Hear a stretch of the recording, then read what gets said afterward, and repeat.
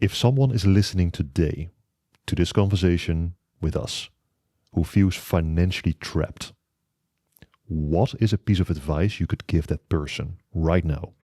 Yeah. The first thing I would ask is, how are you spending? I have to start with spending, because a lot of people think that their paycheck comes in and then it disappears, right? Like 100% of the money you come in is gone. And then something might jump up and then you're like, I don't have any money left. I have to use a credit card. Then next month, you might notice that paycheck disappearing a little faster because you had a credit card bill that was larger than you had before. Now you're putting more on a credit card. This is the the debt delta. And it's only getting worse because credit card rates have only gotten higher. In my mind, this should be illegal. Like, there should be no way that should be allowed to have credit card interest at 30%. Like that should not be a okay thing, but sadly it is. And people, even young people, like teenagers, are able to start building massive debt. So you have to just open your eyes when it comes to your spending, because the truth is, to start to get ahead, you have to make sure you're not spending everything you have every month. And to do that, you can take some action and start building an actual plan for yourself. Some people talk about his budget, and there's all kinds of different, budgeting tools and things you can look at out there. There's like 50, 30, 20 plans you can make, where you're holding yourself to a certain percentage of your paycheck going towards your costs, versus towards saving, versus towards, the things you want to buy. But that's actually important. It's the actual knowing what your actual costs are and what your wants are, your wants and your needs. Because as soon as you start breaking apart your essentials and your non-essentials, now all of a sudden you have an area where you can make a dent. And so that's what's important, is to understand and start to look at your spending. Even if you're just looking at your last month's spending, it's something. I personally recommended look at the whole year, see what you did, because once you look at 1 year of your spending, you actually calculate your cost of living. And as you look at your spending year to year to year, you're starting to get an understanding of what your actual standard of living is. And your standard of living is such an important number, because that's the number you can plan against for the long term. Let's say you're really spending $100,000 a year, around that, right? It's going to fluctuate with inflation. It's going to fluctuate with little life events and things like that. Let's just say it's generally 100,000, just for an easy number. Well, now you can think of, well, if I need to finance myself for 5 years, right, I'm going to need $500,000. I'm simplifying it right now a bit. The book does a better job, and I have a free tool that I give away. I took my spreadsheet and I made it into a template, and I give it away online. You can find it at the website. But like, the idea is you can start to dump all this stuff into like that free tool, and you can it'll automatically calculate your cost of living. And then you can start to make a plan against it. You can look and go, oh, okay, first of all, I need to make sure I'm putting all my prescriptions on the right card, because I'm missing my tax advantage here. Or, wow, I didn't realize I was paying so many subscriptions. I should start to bundle some or cancel some.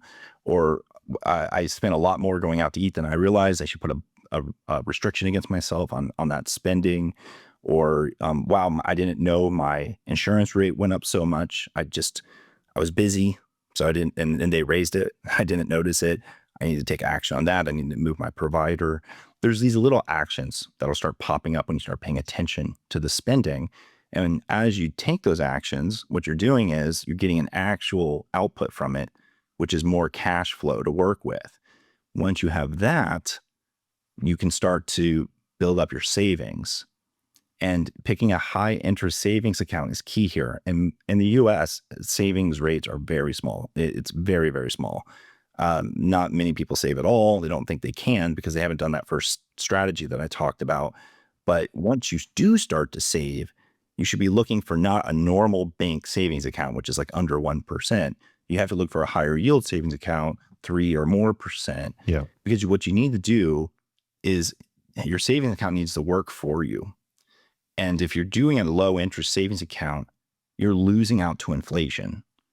So the returns you're getting, which are pennies a lot of the time, don't matter. you're actually losing money. It's a terrible investment. So once you start to find a higher yield savings account or a money market account, like a 5% or something, as long as it's higher than inflation, you're actually getting a positive return, and it compounds interest over time. So that's an actual snowball. So that's the action. This is the big strategy for most people, is to start getting control. Know where you're spending. Start to make sure you have some cash flow left each month to build a higher interest savings account. And then eventually, it might take a couple months or even a year, 1 or 2 years. Eventually, you'll have enough in that savings account that when life hits you with that unexpected thing, you're not going to think about your credit card or dipping into your retirement or taking a loan. You're going to have insurance built up through your savings account. It'll absorb it for you. And when you have enough in there that you're feeling good, you can safely start investing. Because once you start investing, that's when you're truly getting ahead. And investing is a scary word for a lot of people. I think that, they don't feel like that's not for me or whatever. That's what rich people do. Yeah, they're right. It is for rich people. That's what rich people do. And that's what you need to do as well. There are non-gambling ways to invest. There's smart and safe ways to invest. And the trick, when I'm helping like my son, he did not want to do it at all. So I'm like, okay, great. Well, instead of your money, I'm going to give you money. So when you lose it, you don't have to feel bad. And he went through it and he used that money and he made his first investments, and that money has grown.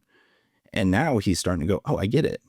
Okay, so I should only put money in there I'm okay losing, but if it grows, I have more money to use. Yeah. Like, perfect. That's it. And so I think this is where you're starting to get control. And this is where you're starting to get ahead. When you're taking these actions, spending to savings to investing, and then you'll start to feel much better about your situation. If someone is listening today who feels financially trapped, what is a piece of advice you could give that person? The first thing I would ask is, how are you spending? A lot of people think that their paycheck comes in and then it disappears. 100% of the money you come in is gone. And then something might jump up and then you're like, I don't have any money left. I have to use a credit card. What problems did you solve? How did you break them down? To start to get ahead, you have to make sure you're not spending everything you have every month. You're starting to get an understanding of what your actual standard of living is. That you're feeling good, you can safely start investing. Because once you start investing, that's when you're truly getting ahead. And that's what I want to help people with. Not just get by, but actually get ahead.